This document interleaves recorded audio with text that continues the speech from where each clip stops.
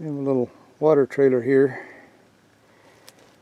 and I guess we figured out when we've overloaded the design capacity of the trailer.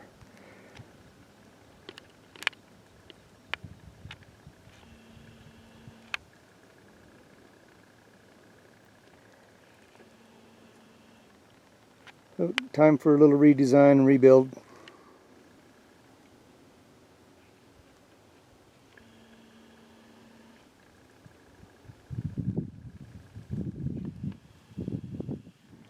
I was totally impressed.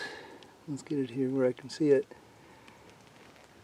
I only had to pull this trailer about half a mile or less, but the road is washboardy. So I came up really slow, of course, but I was really impressed that hitch stayed together that long in order to get it here where we can fab a new tongue on it. But it did. Looks like that tongue's an old trailer house tongue or something.